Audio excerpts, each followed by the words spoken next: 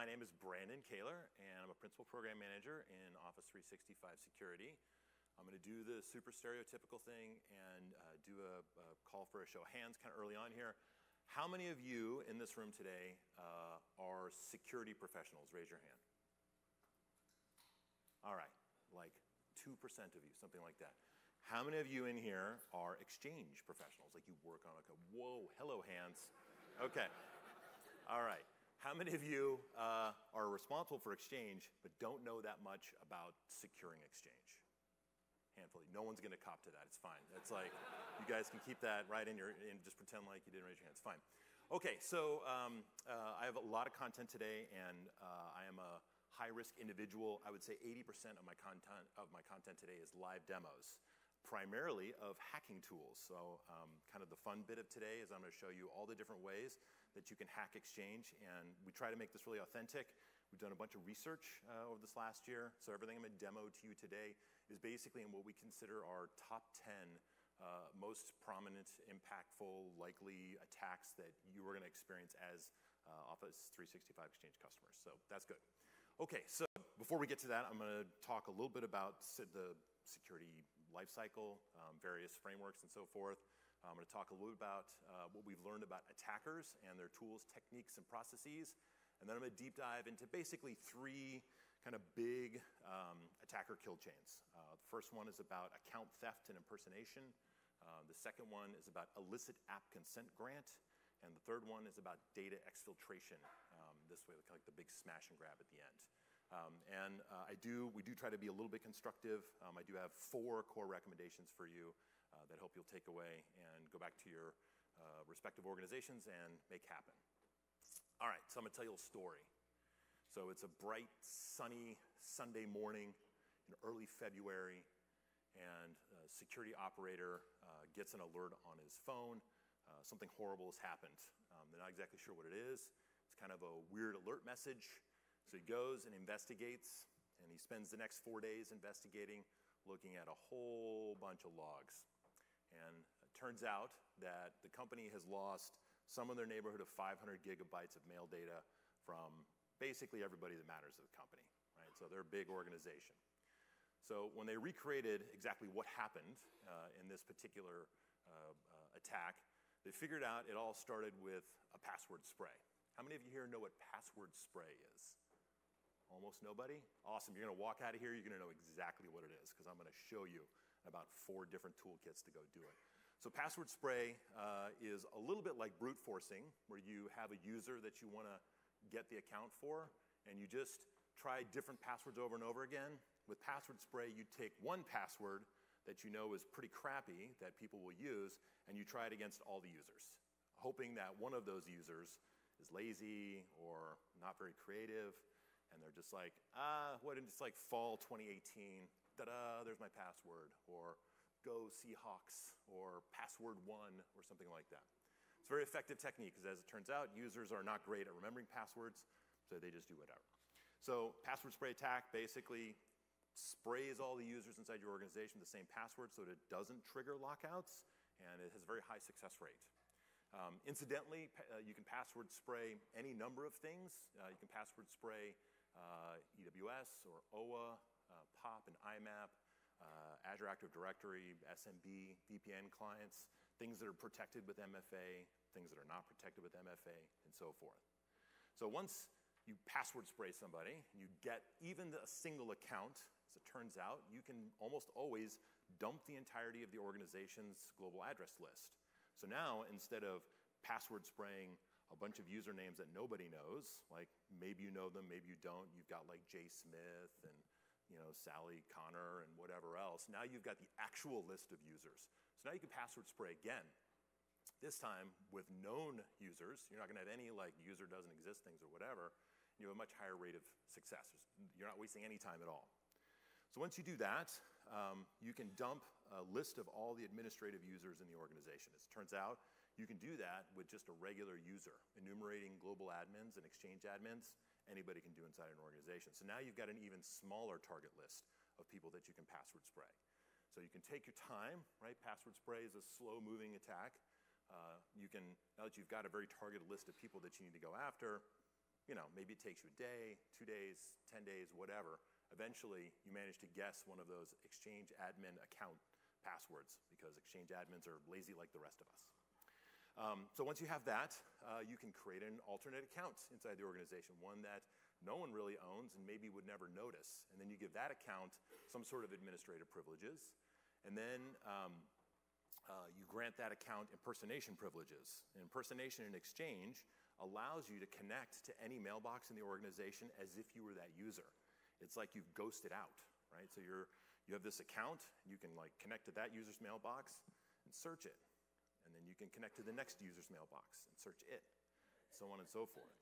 And so an attacker basically goes through this process where they connect to different people's mailboxes and they do a search. They say, there's some interesting stuff here. I'm going to add this guy to my target list. This guy's pretty interesting, and add this lady to the list, and so on and so forth. They sort of repeat this thing until they eventually get a target list. And then when they're all done, they do a smash and grab, right? So they take this entire list of mailboxes that they know that they want a big set of content from. They do one final cross mailbox search. Give that account impersonation, do the search for a for each loop in a PowerShell commandlet, and all that data is then exfiltrated. Now, one thing that you'll notice about this particular kill chain is that no point was the attacker inside of your organizational boundary. They don't need to pwn your clients anymore. They don't need to deliver malware via a phishing message. They don't have to steal credentials from Mimikatz running in a process memory. This is all done on a VM hosted out of some random ISP service in Eastern Europe, right? This is all cloud-based against clouds, like our cloud, the Office cloud, and it still results in the exact same thing, lost all your data, right? Okay, so scary story time, attacker kill chain.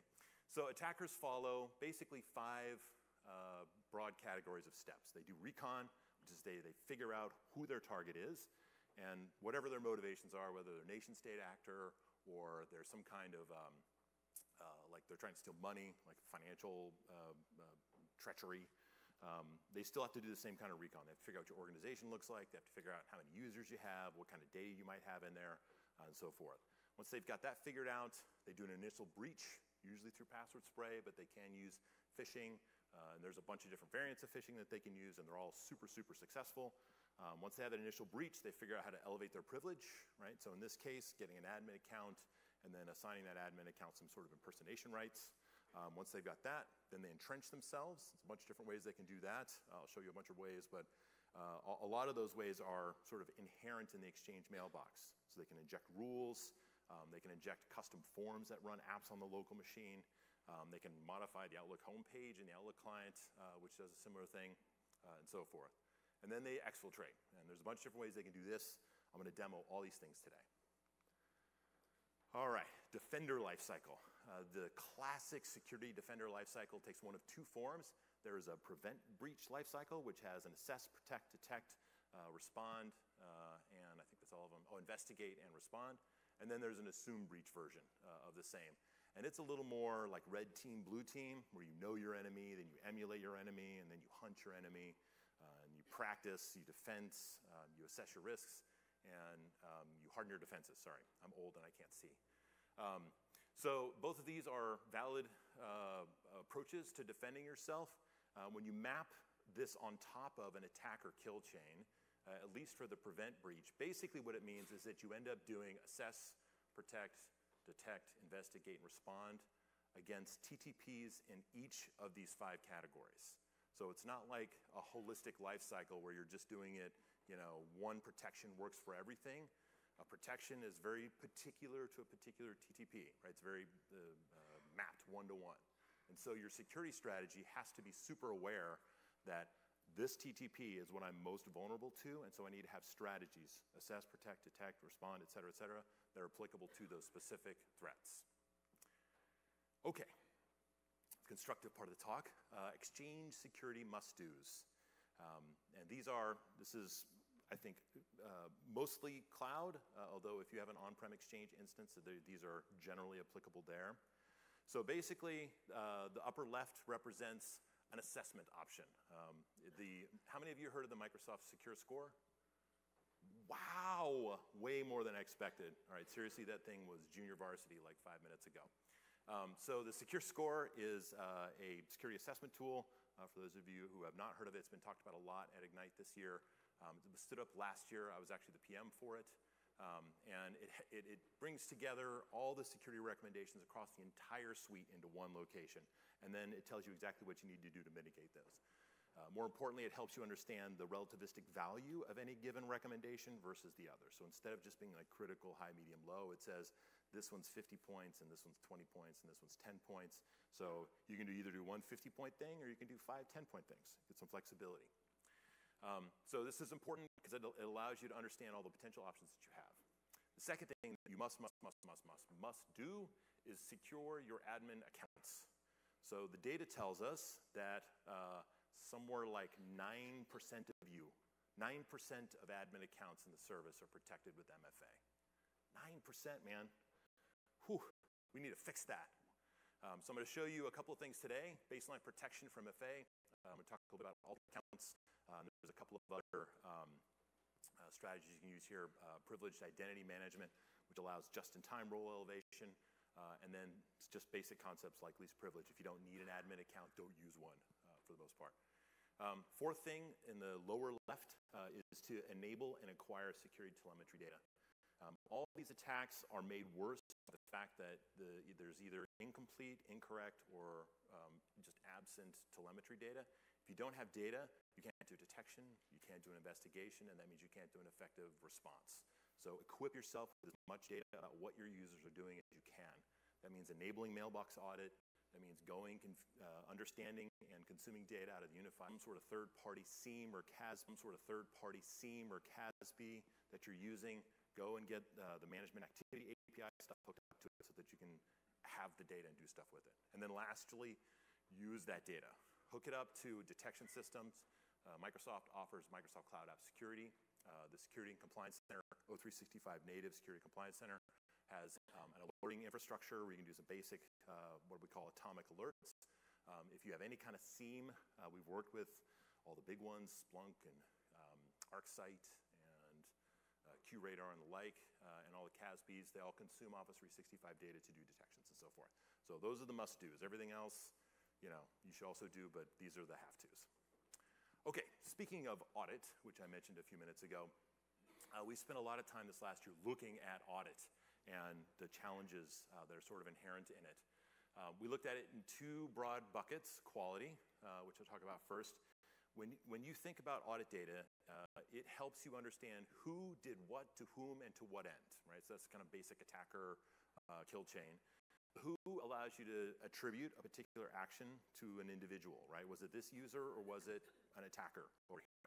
And then the what, whom, and to what end is all about intent. What were they trying to accomplish? Why did they do those particular things? Your scoping exercise, especially if you've got a significant breach, is about figuring out what can I ignore, because I guarantee you have more users than you feel comfortable managing in most cases.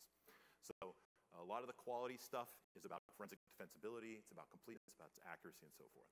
Now, in terms of availability and Exchange, we've learned that 90+% of Office 365 customer breaches involve Exchange Online as some sort of a component, right? So when those customers get breached, the attackers aren't just going straight for SharePoint data. They're not just going straight for like on-prem file storage data. Exchange is a great entrenchment mechanism. It's a great like initial breach mechanism. And to be honest, it's where most organizations store their most sensitive data. So it's a big deal. And only 20% of those mailboxes had any kind of auditing. In most cases, it was a very basic, not enough to really service a full investigation. And only 2% of customers had enabled the kind of auditing that we think that you should have. So most breaches, as a result, resulted in no security telemetry available for investigators to figure out what the hell happened. So that's all bad news. Good news is, in terms of quality, our team has been working on new events. We've done a bunch of these. As an example, inbox rule injection. There was no telemetry for it, and so now that there is, and that's across all protocols, remote PowerShell, MAPI, the whole 9 yards. There's a bunch of other ones that we also have fixed. One thing that you guys have been asking us for a long time that we are working very hard on landing is reads. So technically, there's message and folder binds that are available today. In general, they're super chatty, and I think we have an engineering design that's going to allow you to get telemetry that indicates all the messages that an individual user has read, and that'll be on by default for all users. So all of your reporting challenges that you have when you have a breach, like you don't want to go to the HIPAA guys and say this mailbox had such and such in it, I don't want to have to report that, you'll now have reads to be able to do that. Second thing we're doing is adding new metadata. There's an attribute called Session ID that comes from Azure Active Directory. We're going to annotate all the protocol logs to say this particular transaction for this user happened with this session ID, which usually means this user on this particular device. So you'll be able to distinguish between an attacker doing something from a VM in Eastern Russia and a real user doing something like in your corporate network.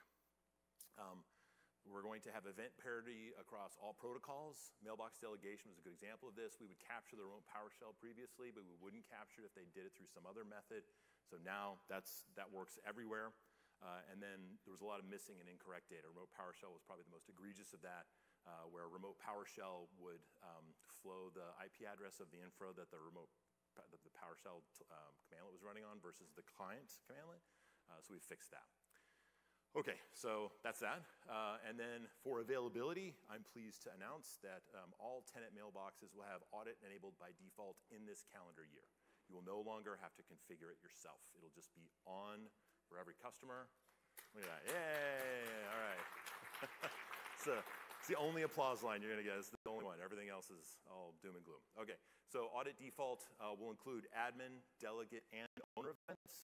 So message and folder binds are gonna be excluded because they'll be replaced with the mail reads auditing, which will include.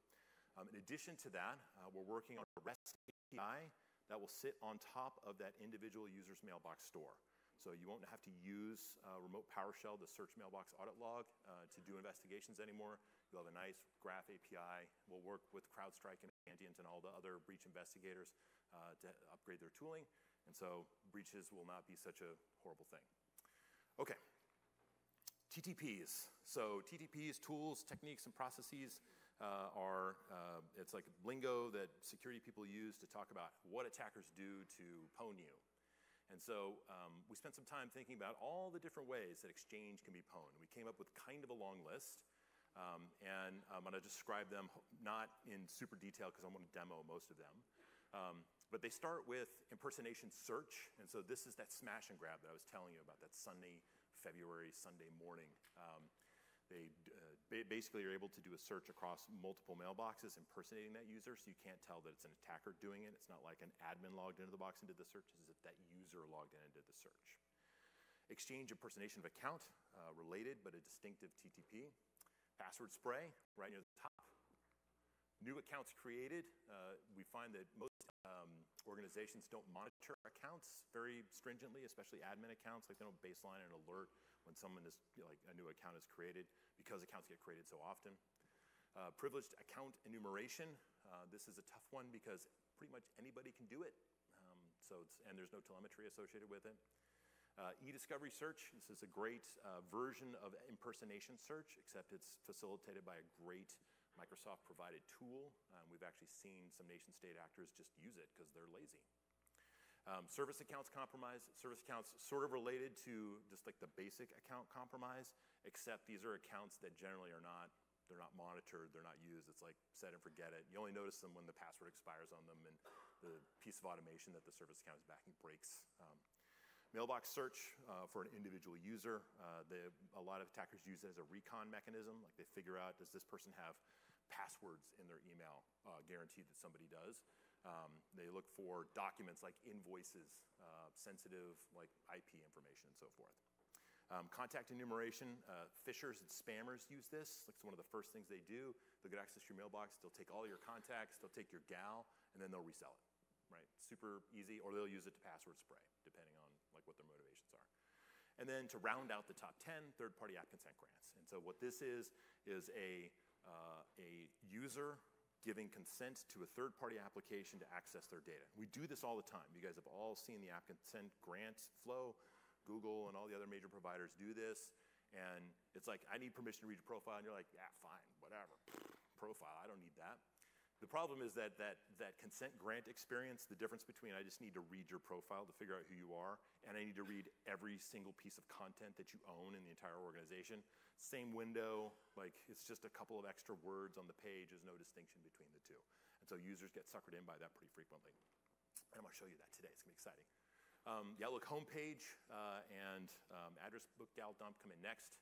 Transport rules, forms injection, sending malicious attachments, changing folder permissions, signing guest group access, phishing from a breached account, and phishing to a breached account. You'll notice that phishing is way down the list, which is usually a surprise to people.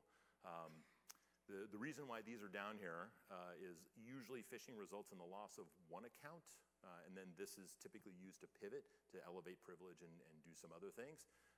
These are high rate of return, high value attacks, and that you get used very, very often. You definitely have to protect from them. But our sense is that those other things in the top 10 are things that you as administrators of Exchange should be thinking about. Using mailbox delegation to send mail to somebody, it's a very common phishing attack to get that send as permission and then phish everybody else in the organization from somebody that's already in the organization's thing to steal other people's credentials. Creation and modification of inbox rules. Man, these things are magic. I don't think an attacker could have invented a better way to entrench themselves into mail data. Mailbox forwarding. Safety tips. You can actually disable those so you won't get told if it's a phishing message. Calendar sharing, groups add user impersonation, sending out phishing mails. Modification of folder permission. Using a mailbox as a C2. This is a very interesting tactic. You see it especially with APT. Instead of having their malware, which is installed on your local infra, communicate with like random web server out on the internet, they communicate with mailboxes over like standard protocols like IMAP. And basically the local backdoor will functionally send an email out to the C2 and take commands from that, syncs mail back and forth to figure out what it's supposed to do. And so it's disguised in all of your traffic as mail, which everybody else is doing. So it's super clever. It's slow. Attackers basically hate it, but you have to think about your mailbox being used as C2. Distro list modification, delegated admins, detections, disabling detections, audits, disablement, basically trying to turn off mailbox auditing to sort of hide specific types of activity. Spiff, DKIM, and DMARC disable. Spammers sometimes will do this. And then the last one on the list is disabling MFA. We've surprisingly not seen that very often. So this is the full set, the full 36 some odd TTPs that we see. I'm going to show you basically everything on the left-hand side. So we're going to demo that today. Okay, how did I come up with that list, by the way? And why did I put them in that particular order? So we tried to be sort of thoughtful and structural about this. We have a stack ranking criteria. We looked at likelihood and impact, and then looked at specifically whether the TTP has been used in a breach that we've seen, whether it's used day-to-day by end users, whether users see it, right? Like a mailbox inbox rule, users don't see that. They hardly look, they click the make this stupid mail that somebody sent to me that I don't want to see go to my BS folder or whatever. They don't really look at their rules and manage them on a day-to-day basis. And then we asked whether there was any effective prevention mechanism that was in place. So for some of them, like password spray, things like MFA are pretty effective preventions or conditional access policies that decline certain types of traffic. For impact, we asked whether there was an artifact that was left behind. So a rule is an artifact, for example, you'd see that. We asked whether that particular TTP resulted in a tenant-wide breach, whether it required some sort of anomaly detection, which is to say, something like impersonation is not used that often, right? So in Exchange, the reason why there is an impersonation rule is because of old BlackBerry servers, BES servers. They need app impersonation to be able to sort of flow the mail between the BlackBerry service. Normal users don't really need to use it as a matter of course, and so it does not require anomaly detection. All you have to do is have an alert that says, if you see app impersonation, like all alarm bells go off. But other sorts of things, like enumerating admin users, there's hardly any telemetry for it, and if there was, people enumerate users all the time, right? Like downloading a gal, it's not something that you'd have to see. So you have some sort of anomaly detection. Is this coming from a weird IP address at an unusual time of the night and so forth? We asked whether there was any audit or whether the audit was incomplete. Those add to the danger. In fact, they add to the danger pretty much the most because you're basically flying blind. We asked whether they persist through remediation, which is to say you can reset the password on an account and the attacker would still maintain access, right? So all of the illicit app consent grant, that's what makes it so scary, is that the user's password does not matter. It does not, it's like a whole separate access path that you can remediate and be like, why are they still stealing email? I don't understand it. We asked whether they could lateral out of XO, whether the particular TTP allowed them to, for example, access Skype conversations or SharePoint docs and so forth, and whether the particular TTP allowed you to read mailbox content. So we basically took each of these, asked whether the thing was true or false for that particular TTP, did a product, and then basically came up with that big number. All right, so we're not making this up. Okay, time for the deep dive section. 50 minutes of deep dives. I've got like 300 web browsers and RDP sessions and all sorts of stuff that's up here. So I'm going to do a deep dive into account theft and impersonation, illicit consent grant, and mail exfiltration. And I'm going to show you the exploit and the impact. I'm going to show you the protections that you can leverage to protect yourself from that category, what detections I think you can leverage. And these are all, I don't want to say they're examples. They're not the only way that you can do them. There's a bunch of different ways to sort of skin these fish. But these are the whatever, immediate ones that I could find. And then a little bit of how to investigate and recover from it. Okay, so let's get started with the fun stuff. Okay, so the first thing that attackers do is recon. And one of the very common things that they do is they use open source intelligence. And there's a bunch of different ways that they can actually get that intelligence. They can go in the black market. They can do like a bunch of basically searches for stuff. One of the things that I discovered, I'll show you guys this, is a bunch of open source tools, and there's one in particular called Spray. Let's see if I can bring it up here. I think it's here. Yeah, there it is. You're gonna watch me doing a lot of this tabbing stuff. Where'd you go? There it is.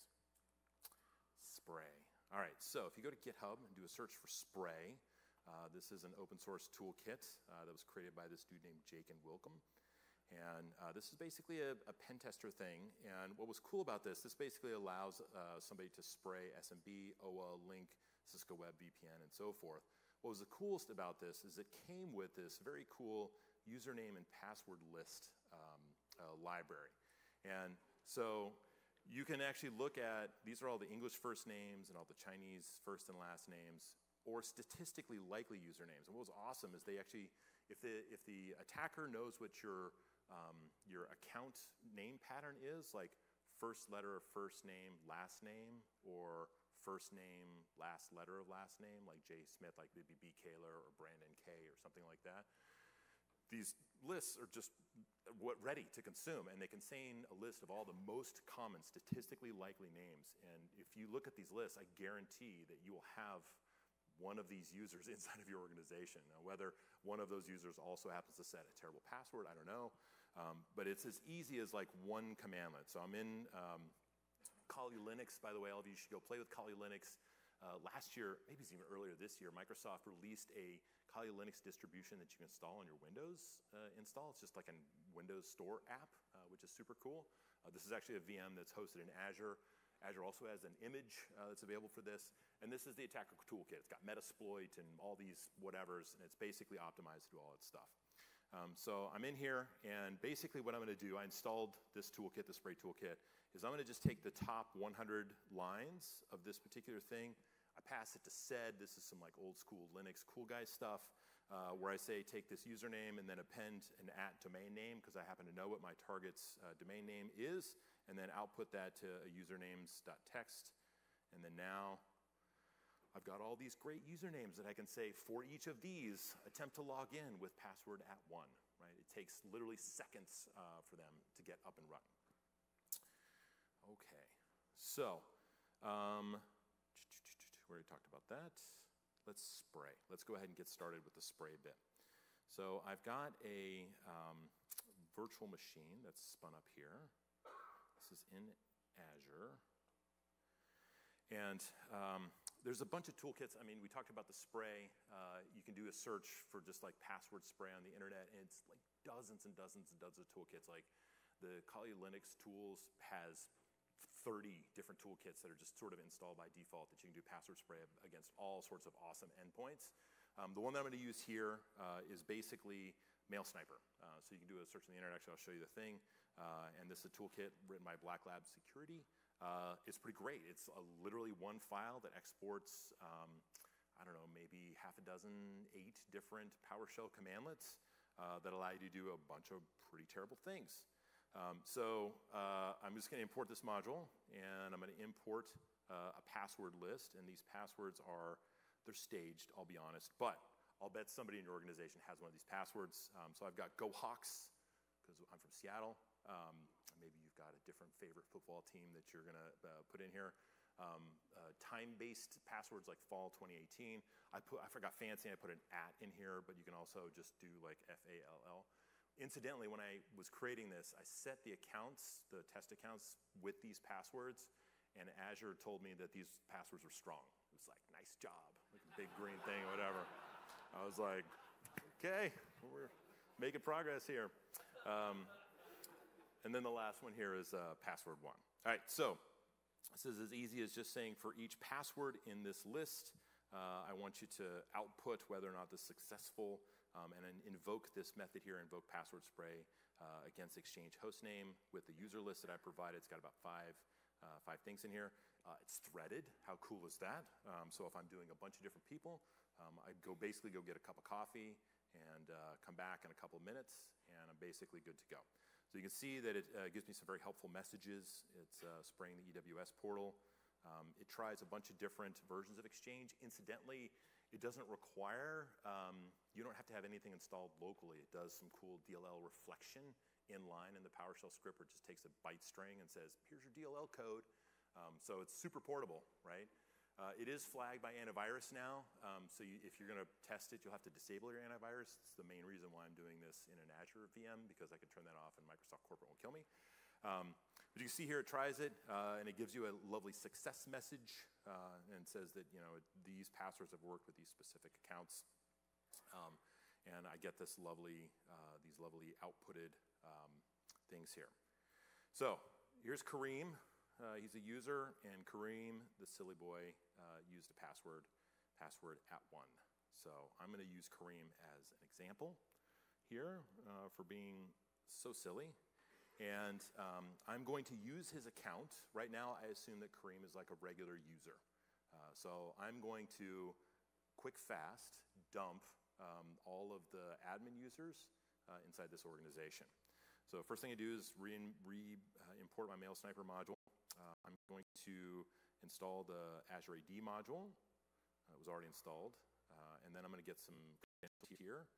I'm going to use my freshly password sprayed user account here, Kareem. Bam. And then I'm going to grab this password 1. Bam.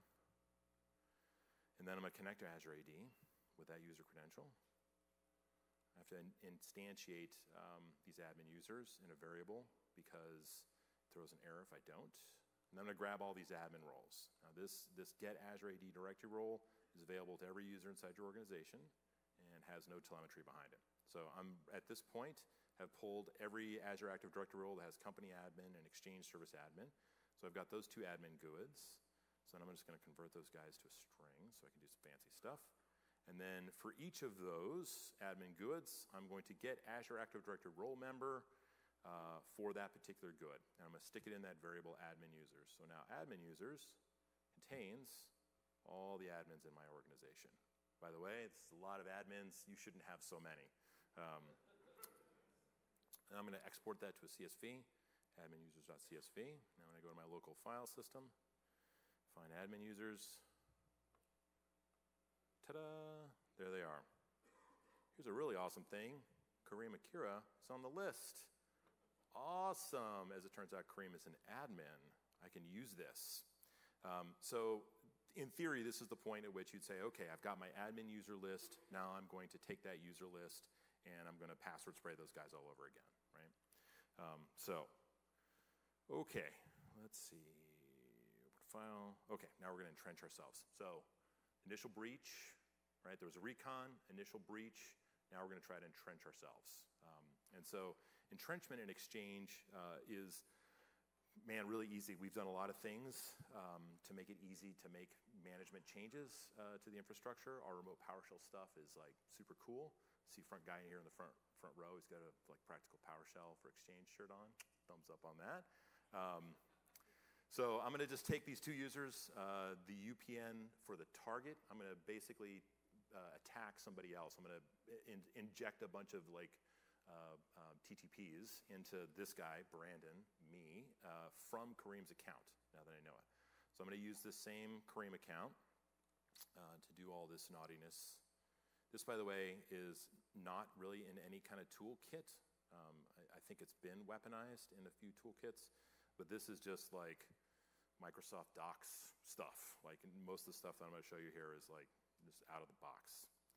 Okay, now I'm going to spin up a remote PowerShell session and connect to the service. This might take a second. Connecting. Look at all them commands I'm importing. So exciting. All right. So here's this is what the situation is before. This guy, Brandon, he's got no inbox rules. He's got no mailbox permissions to other people. These are all like normal, right? None of these are to a named user somewhere else. His mailbox folder permissions, pretty clean. Nothing too shenanigansy there. His mailbox itself is not, doesn't have a forwarding SMTP address on it. And at the moment, he has no app impersonation rules. There's just one guy here, Yibsu. This guy's on my team. Hey, Jeff, you need to get rid of your app impersonation. There he is in the very back. Okay. Okay, so here's how easy it is to entrench ourselves in this tenant.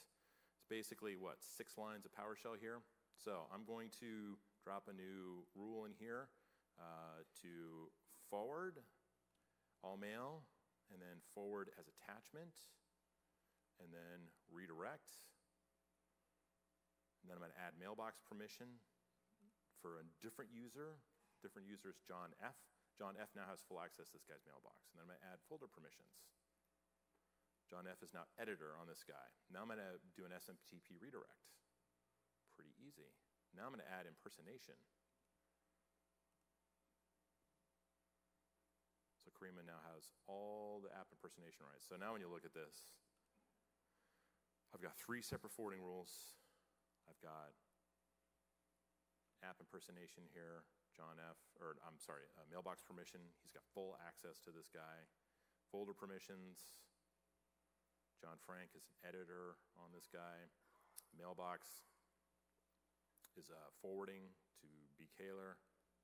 And Karima has app impersonation rights. So that took literally seconds to actually do that. Now, like, you would have to, as an administrator, go clean that up, except times 100 different mailboxes, right? So it's important that you get the data, that you make sure that you connect everything so that when you can go through all these produced telemetry, in this particular case, a nice discrete event. A lot of them are, kind of high risk. So like app impersonation, you should just have a detection which says don't do that, and so forth. Okay, so I'm going to show you the cleanup first on this, just because I'm right here. It's actually pretty easy to clean this up. It's as easy to clean it up as it was to inject it in there, which is a handful of remote PowerShell commands. I've cleaned up the app impersonation. I'm going to get a confirmation here to remove all the inbox rules in Brandon's thing. I'm going to remove the mailbox permission. Guy can't do anything naughty there. Mailbox folder permissions. And you got to remember there's this difference between those two, being a delegate on a mailbox and having mailbox folder permissions. Those are 2 separate things. And then I'm going to remove the SMTP address. So now when I rerun everything in this original thing, I'm all cleaned up. So he's got no mailbox rules. He's got no mailbox permission. He's got no app impersonation. All right, so it's that easy to sort of clean up. Now let's talk a little bit about how you would defend yourself against this stuff. Okay, so first thing I want to talk about is MFA. So Microsoft has released a public preview, a feature called Baseline Protection. And Baseline Protection is a feature that's available to all Office 365 customers as part of their Azure Active Directory dashboard. So if you go to the admin portal, go to Azure Active Directory, and then scroll down to conditional access, takes you to this guy. And when you look at the policies, there's a new one there called Baseline Policy Require MFA for Admins. Now, we're going to turn this on by default for all of you. So heads up, MFA for admins is coming. So get ready. You need to do the research now to make sure that everything will still work. Right now, this is enforced for this particular tenant. By default, it says automatically enable policy in the future. And so that's the point at which we've seen enough adoption and we're reasonably sure we're not just going to wreak havoc upon all of your automation that's managing your tenancies. This will become the default. Now, there's an exemption model that totally works for this. You can basically exclude service accounts and the like. But in general, this is the only way that we think that you're going to actually adopt MFA is if it's enabled by default. Right? So a couple caveats with this. In general, your administrators are going to hate having MFA on their accounts. And so our recommendation is that your administrators use different accounts to do their administration with, right? So if they have their like everyday corporate account that they're doing stuff with, leave that however you want to leave it. We'd still recommend MFA because they're still vulnerable to password spray, and you can't make sure that they're not using GoHawks as their password. But if they are going to be doing any sort of administrative work, give them an alternate account. Don't make it mailbox enabled, and let them manage the service with an alternate account that's protected with MFA. It's not as bad as, they'll complain about it, but it'll be all right. Just 2 accounts, you're a cool guy. You have like 2 badges and, whatever. Yeah. Okay. So the second thing that you can do is actually disable all of those super vulnerable interfaces. So let me see if I can find a test here. Actually, I'll just do a search. So Karima was one of the guys we had such trouble with. So if you go into the admin portal, dig into the users, there's a bunch of configuration options in here. And one of those settings is mail settings. And in mail settings is email apps. And it says all email apps allowed. This list is like our murderer's row of password spray targets. Outlook on the web, which is OA, Outlook Desktop MAPI, actually not password sprayed that much. It's a new enough protocol that most folks are using modern auth with it. And so corporate policies that say, conditionally require MFA, it's from outside the organization, things like it's a little bit easier to do. But Exchange Web Services, ActiveSync, IMAP, and POP, those are like hot targets because they're legacy and they are on basic auth. And you can put MFA on them, but it's a super pain in the butt. Right? So to do MFA against basic auth, you have to have an app password. So the user's basically managing 2 separate tokens, and their brains explode. Like, they can't believe it's 2 passwords. It's bad enough I've got 1. So my recommendation is to go in here and turn off all the things you don't think your users are going to use. It's as simple as just the 2 button clicks. Additionally, there's a bunch of commandlets that allow you to do this. Set CAS mailbox that you can very easily turn all these things off. There's even organizational parameters. So if you want to basically make the disablement of like POP and IMAP and EWS true for all your users forever and always, you can do a set organization flag, and it does exactly the same thing. So turn off the things you don't need because it's basically just a tax surface area that you can't do much about. Okay, let's see where I'm at here. So detections. Let's talk a little bit about detections. All right, so whenever these things happen, the password spray events and so forth, Azure Active Directory has a lovely set of reports in here where you can see all their sign-ins, and those sign-ins tell you if it was a success or a failure. And so when you look at your log and you see a pattern like this, where you've got a bunch of people with failures and some successes sort of intermingled in here, this is usually a good sign that you've had password spray. So failure, failure, failure, success, that account is now breached, right? So the likelihood that a user is going to like do exactly 4 failed logons and then magically get it right, and everybody else has done 5 failed, and then they stop. Just super rare, right? So you'd look for patterns in the way that these failures actually happen, and it can be very helpful. And there's actually quite a bit of information in here to help you really understand, although this, there we go, I can actually drag this up. So it tells you like the IP address that it came from, the location of it, and so forth. So you can get a lot of good info from this log. So for password spray, there's not a really great detection, but for all those entrenchment mechanisms, there is a ton of good data that's available in the system. And so I'm just going to update this search here. In the protection.microsoft.com, this is the Security and Compliance Center for Office 365, there is a tool called Search Audit Log. And this is basically a web interface in front of the Search Unified Audit Log commandlet. So there's actually 2 logs that are relevant in Exchange. There's the actual Exchange audit log, and that log is logged in that user's mailbox. So there's a commandlet search audit log. That searches that particular user's audit mailbox. All of those logs are also shipped to a unified audit log. And it goes through a complicated infrastructure pipeline that shreds the data and does a bunch of processing and so forth, but it ends up back in Exchange. So the unified audit log is technically a mailbox audit log. Now it's a tenant-wide mailbox, and it is like a Megatron mailbox. It's a mailbox made of many smaller mailboxes. They basically chain them all together, and they store all the data in there. So this thing, this particular interface, searches against that particular interface. And you can see Kareem, when he set this set mailbox commandlet, that actually came through. The latency of the Exchange stuff is less than 15 minutes, so it's quote-unquote near real time. And in general, it's pretty reliable. So I forget what the number, it's like high 39s or whatever percent completeness about this. And so it tells you everything you need to know. You get the IP address, when it actually happened, what they actually did. In this case, they changed the forwarding address stuff to something else. And so you'll see basically everything that, this was the cleanup actually, to remove the mailbox permission and so forth.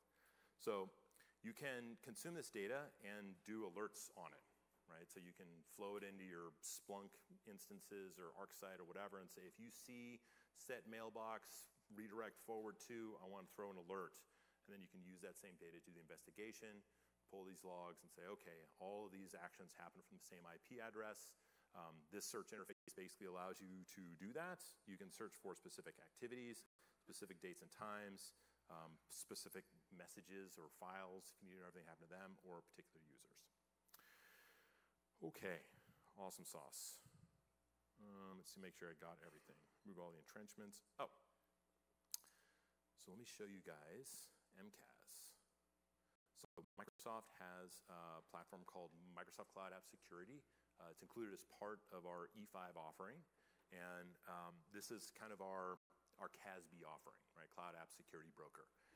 And you can do a lot of cool things in here. There's a bunch of default alerts that ship as part of this. It does anomaly detections, not just atomic detections.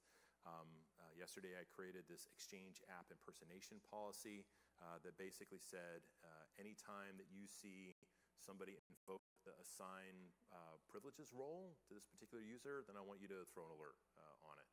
So this is, it says basically anytime the activity type equals new management role assignment, then I want to throw an alert. And when I look at the alerts, which are down here,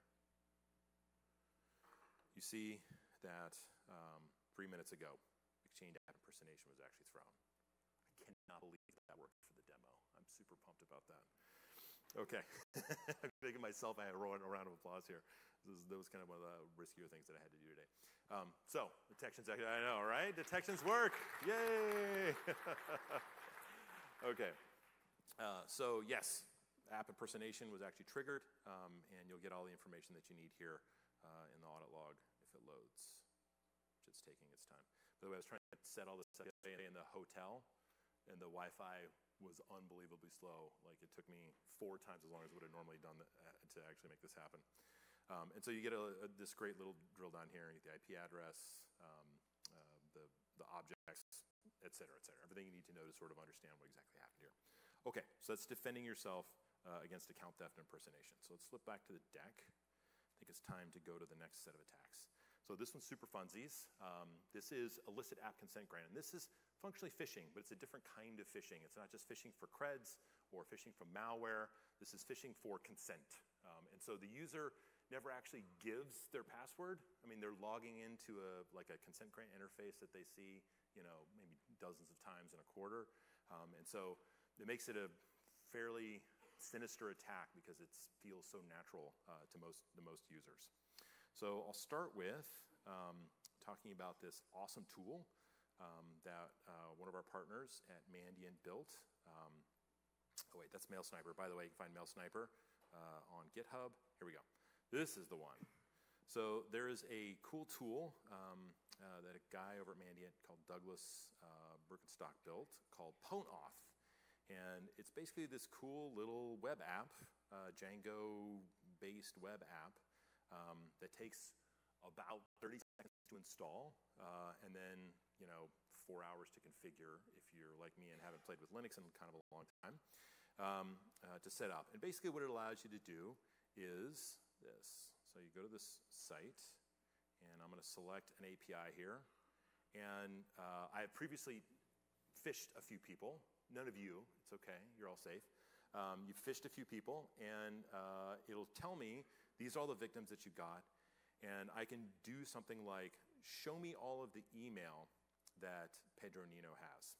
And what it will do is return in lovely JSON formatted style all of the emails in Pedro Nino's inbox. Now, I'm not logged in as Pedro Nino. I've merely got Pedro to grant consent to me to access all this stuff. You can also look at all of his documents. And this is an ongoing access. Pedro can reset his password, and I can continue to browse all of his messages. You can look at any attachments. You can dump his gal, and so forth. Do the same thing for Berthold here. So let's look at Berthold documents. Similar thing. And you can't hardly tell, but it definitely changed. So it's a very convenient thing. This is running on a VM in Azure, and I'm accessing it from anywhere in the world, right? The admin password on this is good, so you won't be able to get in or whatever. But this is super convenient for an attacker to be able to create an app and do a phishing campaign.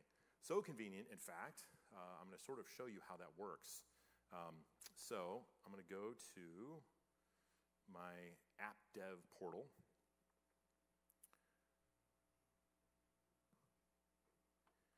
Got some cool guy apps on here. So these were all test ones. This is the one I actually did the phishing campaign with. Xbox One X giveaway. I don't think there's a such thing as an Xbox One X. I don't know, I sort of made it up. If there's not, marketing guys in the room, take note. Xbox One X, that's going to be the future. You literally click Create New App. You give it a name. It gives you an app ID. You click Generate New Password. It gives you a password, which is literally just a string. You say, I'm a web app. Here's where I want you to redirect to. Here's where I want you to return the user after they've granted consent. And here's all the permissions I want.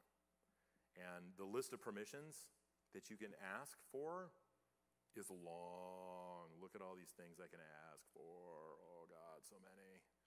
Right? So you'll find there's some of these, sometimes attackers are ham-handed. They'll literally just click all, and you'll get this crazy consent thing with everything in it. There are two types of consent. There's admin consent, and there's user consent. The admin consent is predictably worse. So it allows the admin to grant that app consent to access all of those claims for any user in your organization. Another reason why your admin accounts should have MFA on them, right? Okay, so that's how easy it is to create one of those. This PwnAuth app actually allows you to create one. You just take and copy all that stuff. You just put in the name, put in the redirect URL, authorization URL, token URL, client secret, all that other stuff. And it shows you all the stuff. So I'm going to I'll show you this cool thing that this does. So this is the Xbox One X giveaway campaign. These are all the things. And it's got this nice authorization URL in here that I can just take and copy and put in my phish message. Right? So it's like that easy, where this is now your phishing URL that's going to link to the consent grant thing. It's all of like 3 minutes to create all this. Okay, so what does the actual attack look like? Office 365 includes a phishing simulator in it. So I'm not going to actually send the message, we're a little bit time constrained and I'm going long. But basically you create a new attack. Here's the Xbox One X. This one's winner, winner, chicken dinner. And it sends a message. Now I have sent an email to Kareem. And I'm doing this in Chrome, not because Edge isn't awesome, but because Chrome doesn't abort my cert error, which is great. But here's the message, Microsoft Xbox One X. It says, congratulations, please inform you've been selected to win a brand new pre-release Xbox One X. I am so pumped. It's the most fastest, mostest capable gaming machine on the planet. I'm clicking here to win so hard. So I'm gonna click Kareem as the account to log in with. Hopefully it will log me in. There it goes. Permissions requested, Xbox One X giveaway campaign, blah, blah, blah. Sure, I'm gonna consent. Now, this is actually gonna throw an error when it hits the redirect, but I'm going to proceed anyway. If I had the cert set up, attackers, by the way, are like pro-level domain and cert registrants. Like they'll register hundreds of domains that are near your domains and register certs for those domains so that they can successfully phish you from those domains, and they will do all that. All right, so the app consent grant thing just completed. It redirected me to xbox.com, and I'm thinking, where do I fill out the form? Oh, that's so weird. Maybe it wasn't as true. Better not tell my administrator and sort of move on with my life here. Okay, so I'm gonna go back here to my cool tool. I'm gonna say victims. I'm gonna hit refresh. Hopefully this guy will turn up. Ah, there's Kareem. I fished another one. And now I can look at Kareem's messages. There they are. Ta-da! Okay, so now Kareem can reset his password. I can do all sorts of shenanigans. And this guy that set up this app in 5 minutes can continue to access all these people's things. So how do I protect myself from all that?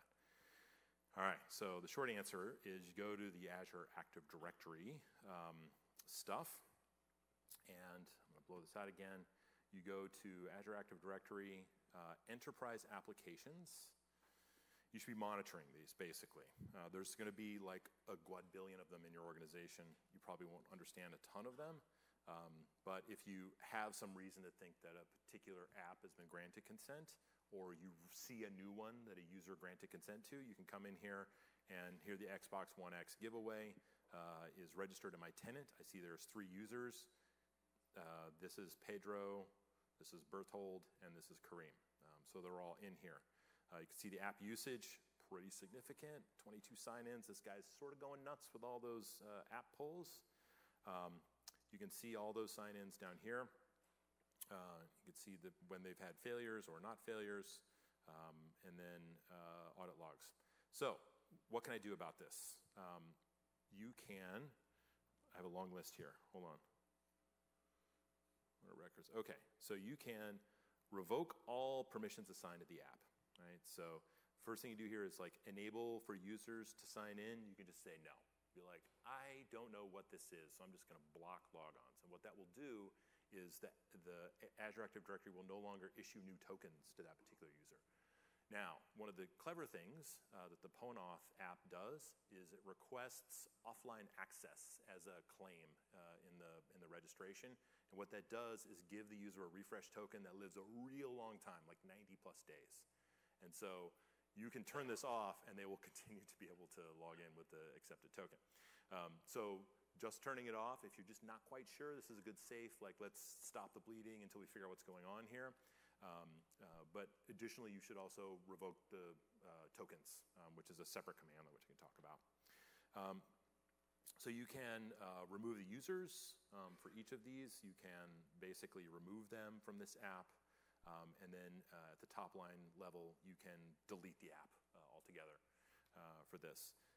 The revoke refresh tokens, you can look it up, revoke Azure AD user all refresh token with the object ID for that particular user, and that will revoke all of their app tokens. will break all of their other logon experiences, and they'll complain that they had to like re-log into whatever. Like, I don't know about you guys, like having your Netflix token expire and having to retype in that password, I have no idea what it is anymore. Okay, so let's see. Oh, data exfiltration. Okay, one more attack. So data exfiltration, this is what I'm gonna actually demo. An e-discovery search. Microsoft provides a very nice exfiltration tool for your attackers. Mail sniper search, which is, I call it the smash and grab. And then we'll talk a little bit about the alerts and stuff that come out of that. Okay, so for e-discovery, if I'm in the Security and Compliance Center, which is somewhere in here, there we go. And data loss prevention, where'd it go?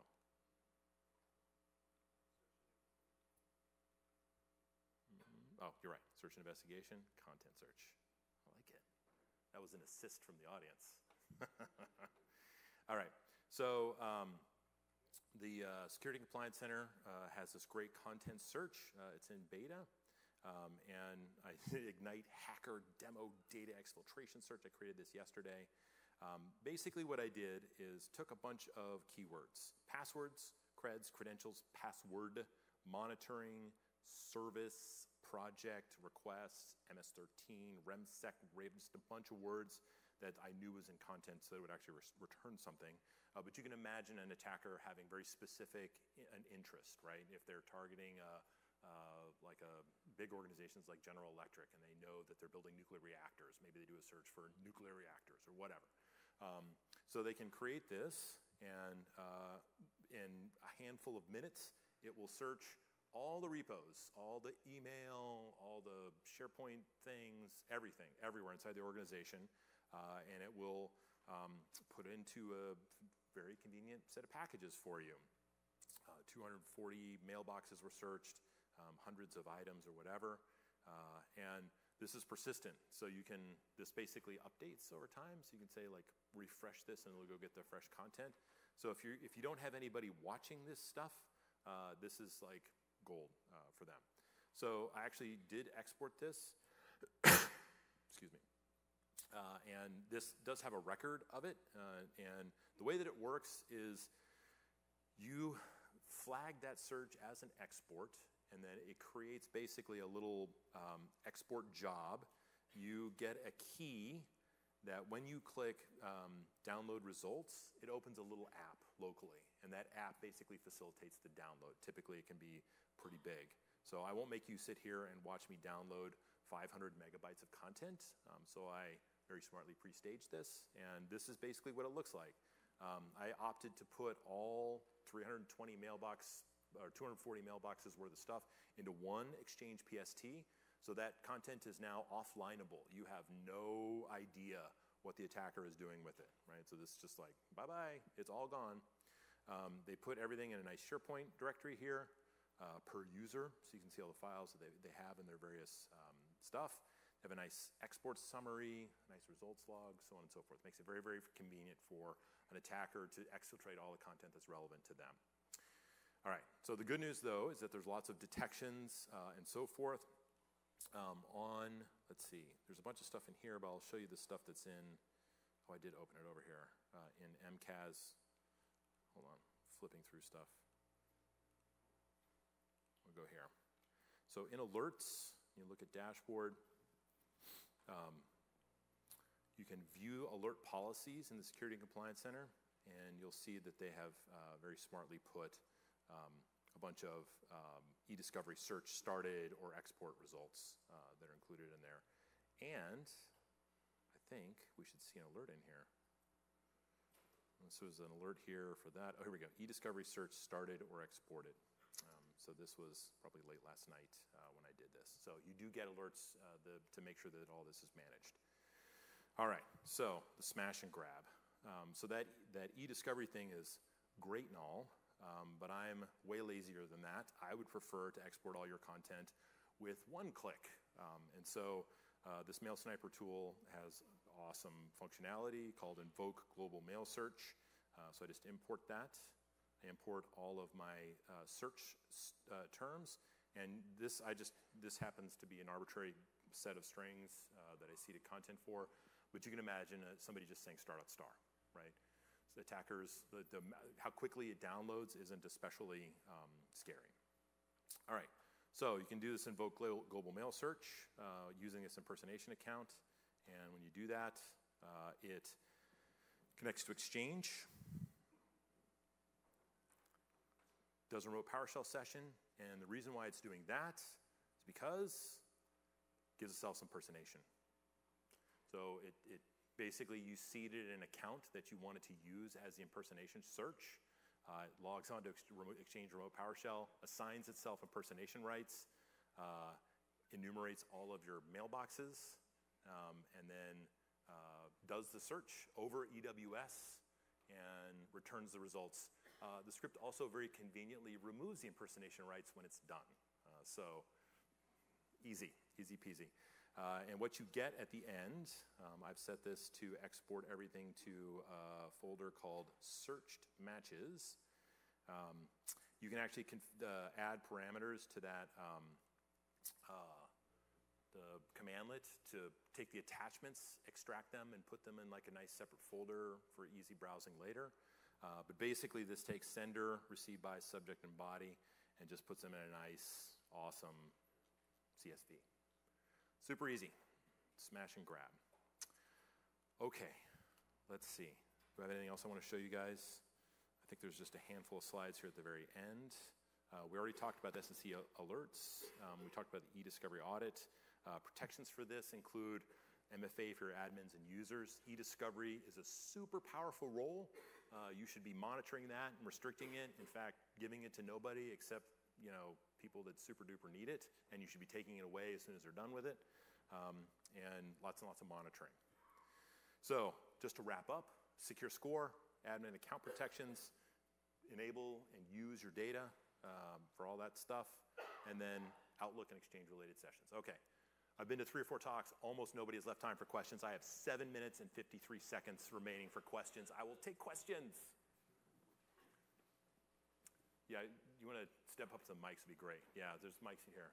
Okay, let's start over here. Yeah. So I know that there's use mailbox plans to kind of template out for your tenant to say, okay, go get use pop, use IMAP. Yep. You set user inside of Exchange Online to actually disable PowerShell. Yep. Is there a way that that can be put into the mailbox plan? That's a good question. So the question is, there's a way to do mailbox plans to template out specific, like disable POP and IMAP by default. One of the settings that you can do on a set mailbox is to disable PowerShell for a user. I think the answer is probably no, and the reason why is there's a ton of stuff that happens behind the sheets that relies on PowerShell for end users. So for example, like if you're in OWA and you like modify folder permissions and stuff, it doesn't do it over an API. It actually does it over a remote PowerShell. Yeah, it's a good question though. All right, yes. Okay, so the question was about the app authorization. Do you know if there's any plan in the future to add a workflow to that so that admin can approve or deny it if a new app is being requesting? Yes. Short answer is yes. There is a 100 plus item work backlog set up specifically to address this app consent grant issue. There's a bunch of issues. They've made some progress, like being able to enumerate the users and see when they logged in. Stuff is kind of new. But yeah, we're looking at a bunch of different workflows. Basically a verified app program where app producers would have to come to us and go through a program, and then an administrator could say, don't allow anybody except verified apps, so on and so forth. Thank you. So, yeah. Yeah, over here. Yeah, we've been using MFA for Exchange for a while, which has been great. The only thing that's been a problem has been the Exchange MFA PowerShell commandlet. It's not really a real commandlet. Who is the person to give feedback and talk to about that? Because it's kind of a strange one-off that would be nice to be able to automate and really utilize a little easier. Jeff, are you still in the room? Where are you at? Talk to Jeff. He'll take your requirements. We agree for the most part, and we'd love to hear what your scenario is so we can figure out a way to engineer around it. Awesome, thank you. Yeah. Okay, yeah. Yeah, the cloud app security, some of the baseline security stuff you mentioned, just in total, are there certain pieces of that that are P1 and P2 only and not for basic?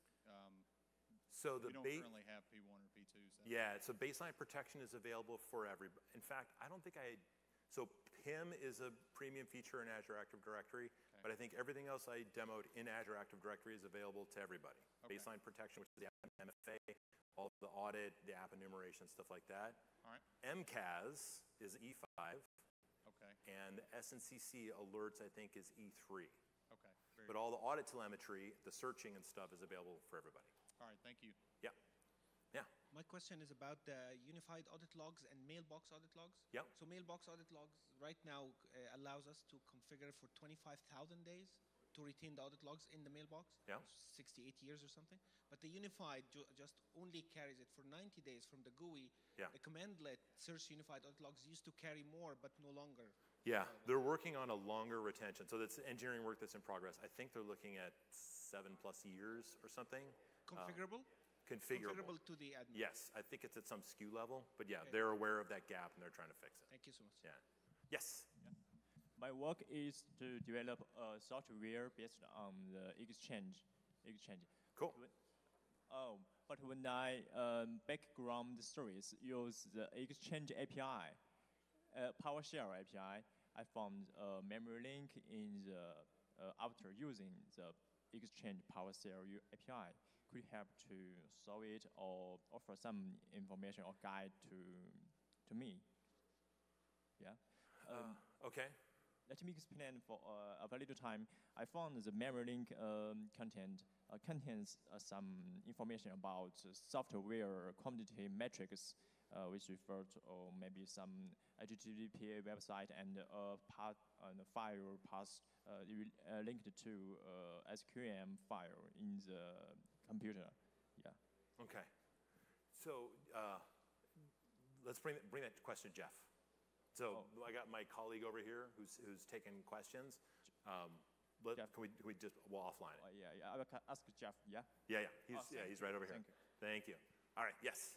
So we're starting to run into a lot more third-party apps requiring application impersonation, and with Exchange Online, more cloud-to-cloud application impersonation requirements, and the risk that brings in. Is Microsoft doing anything to where we can have more specific control around application impersonation? So if the app only needs access to the calendar, we can grant read access to the calendar instead of everything? Yeah. Yes. The short answer is, as the other gentleman asked a similar sort of question, admins in general need a lot more control over what their users can grant consent to. At the moment, the mitigation for this illicit app consent grant is to literally disable all I'm talking third about party. general application impersonation. So when you grant a I service see. account application impersonation, Yeah. you can't limit it to just the calendar. It's everything in the mailbox. I see. And as we see more third-party apps and it's doing cloud to cloud, it's becoming harder for us to feel comfortable that we're not exposing the CEO's data because of this third-party app. Yeah. So I guess the short answer is the long-term roadmap is that we'll align on a claims-based REST administration style thing. So apps in the first party, apps in the third party, they'll have the same like claims issuance pattern, and you'll have control over what discrete thing. So basically what you're talking about. So app impersonation will long-term just get deprecated. You won't need it because you're going to have an app, your administrative app, not even a service account app, an actual app. They'll have cert auth or whatever, and you'll say this app needs only calendar reads, and it's only just going to like dump and export. It's going to have like a very discrete set of things it'll do, and it'll only be able to do that. So this claims-based thing is the future for all of this, and like the APIs are being worked on to be able to do that. Right now, a lot of it is super dependent on PowerShell, and it's can't at the moment. It's just So we'll get there. All right. Yes. One more question. Okay. Oh, I get one more question. You're the last guy. Go ahead. Okay. So we've been battling inbox rules, breaches to those accounts. Is there a way to outright block the creation of inbox rules? Because we've set up, the policy, the user policy and all that. Yeah. But they can still create those inbox rules. Yes. I'm not supposed to announce it. So there's a service. Go talk to Jeff, and we'll tell you in private. Okay. Yeah. Yes. So the short answer is we will have a feature that allows you to do exactly that in the near future. Cool. All right. Thank you, everybody. Thanks for coming. Appreciate it.